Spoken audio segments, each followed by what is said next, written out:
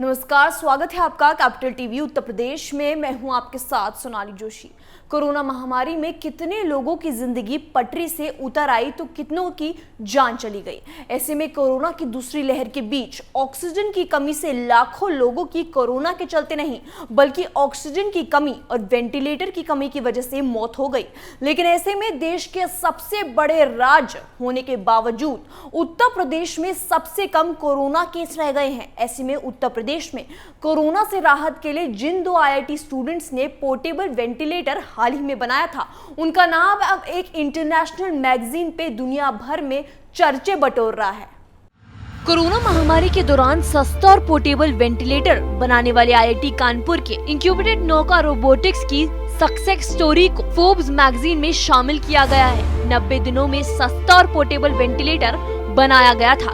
इस उपलब्धि पर आईआईटी कानपुर काफी खुश है। ये portable ventilator IIT student Nikhil Kurele और हर्षित राठौर ने बनाया था।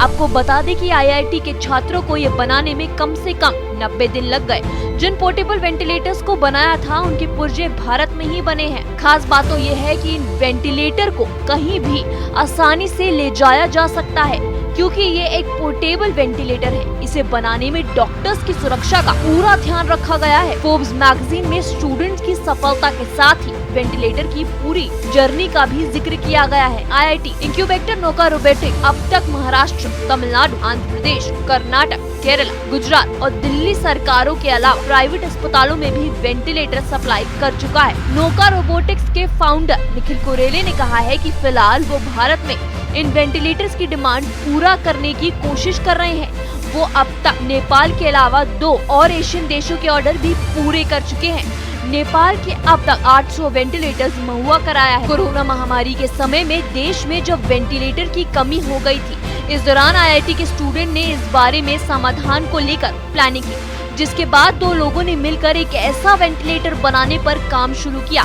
जिसे आसानी से कहीं भी मूव किया जा सके। इस दौरान मरीज भी पूरी तरह से सुरक्षित रहे। पोर्टेबल वेंटिलेटर की उपलब्धि का जिक्र अब फोर्ब्स मैगजीन में भी किया गया है।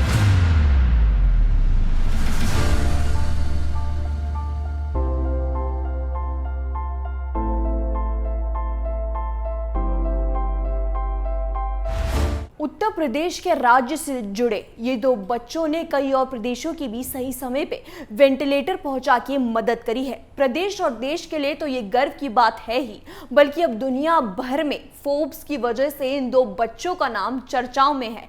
ये भारत के लिए एक बहुत गर्व की बात है। फिलहाल के लिए इतना ही। देखते रहिए कैपिटल टीवी उत्तर प्रदेश। अगर आपको हमारा वीडियो पसंद आया हो तो इसे लाइक करें, हमारे चैनल को सब्सक्राइब करें और हाँ, बेल आइकन दबाना ना भूलें ताकि आप तक हमारे वीडियो की नोटिफिकेशन पहुंचती रहे। आप अपना सुझाव हमें कमेंट बॉक्स में दे सकते हैं। हमारे साथ जुड़ने के लिए शुक्रिया।